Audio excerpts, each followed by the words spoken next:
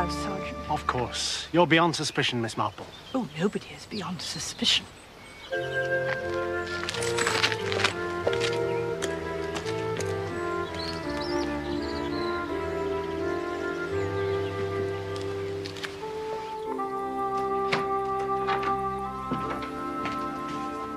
Morning.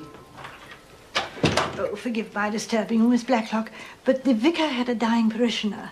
Mrs. Harmon has had to rush a child to hospital, so they asked me to deliver that to you. Thank you, Miss Marple. Do sit down. Oh, thank you. It contains the funeral arrangements, I believe. Yes, of course.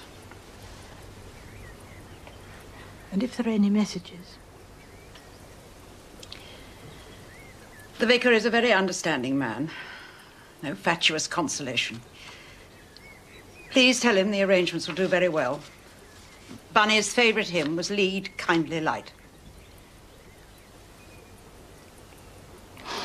I realise that I'm only a stranger, but I'm so very, very sorry.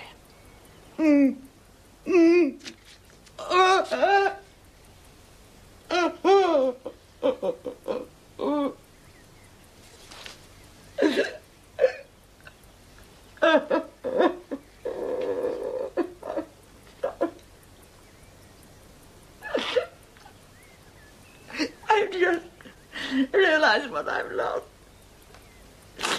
Bunny was the only link with the past. The only one who remembers.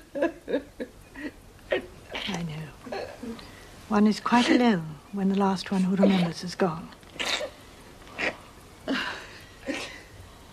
I have kind nephews and nieces and friends, but no one who remembers the old days.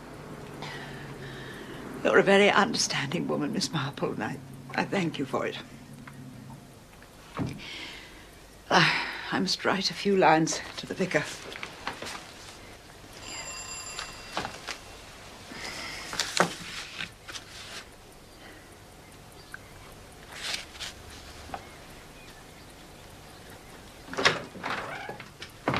The police. Thank you, Hannah. Good morning, Miss Blacklock. Miss Marple? Miss Marple dropped in with a note from the vicar. But I'm on my way quite quickly now, unless there are any questions you'd like to ask me. Were you at the tea party yesterday afternoon?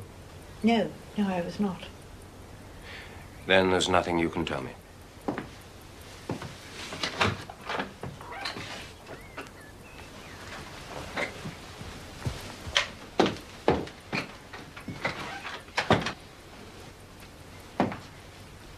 She really did come with a note from the vicar. And I really do recognize a nosy Parker when I see one.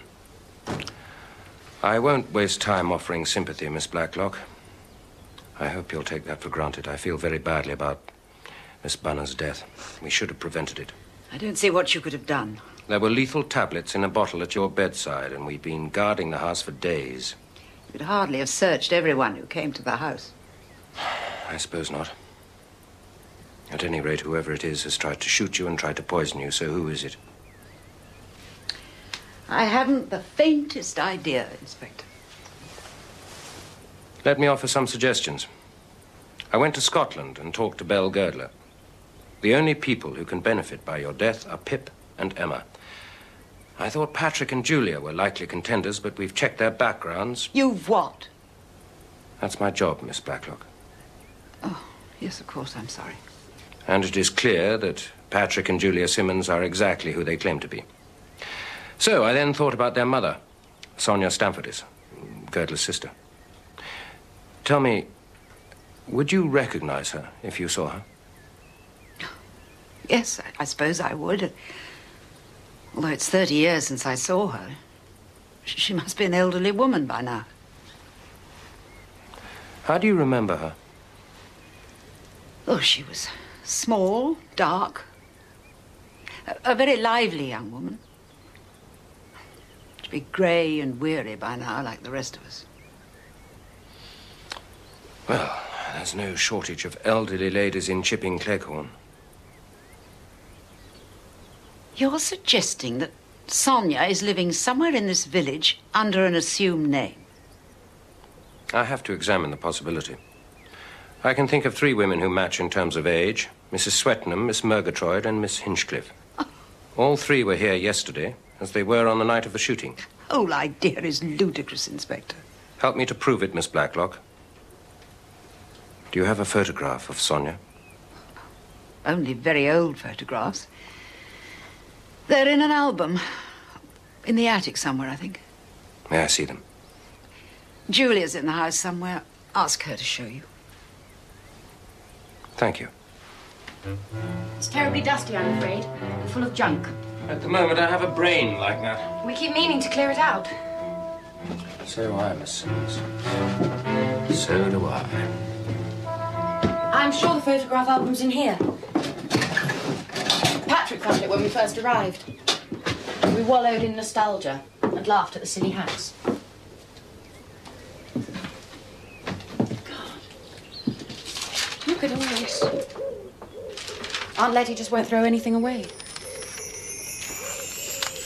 Are you familiar with your family history? I suppose so.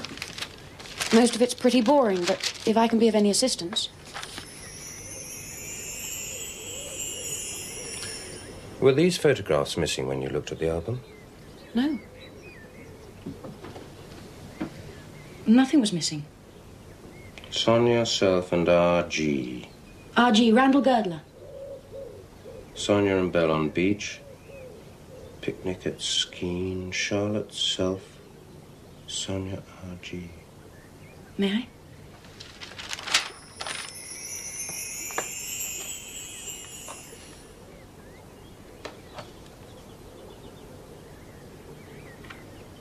All the pictures of Sonia have gone.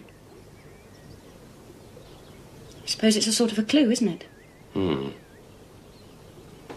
Definitely a sort of clue.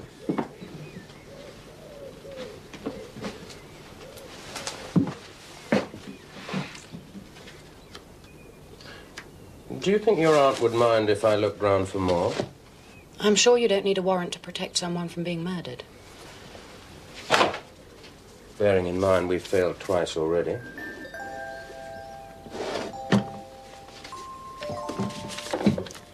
Shall I leave you? In case you wish to be indiscreet. Thank you.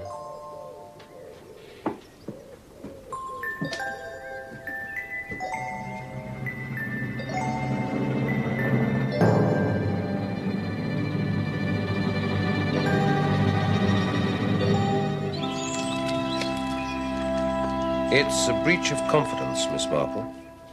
But I'd like you to read these. Oh, Daddy. Thank you, yes. I love breaches of confidence. They're such fun. Sometimes wish I'd married a priest. Oh, my dear.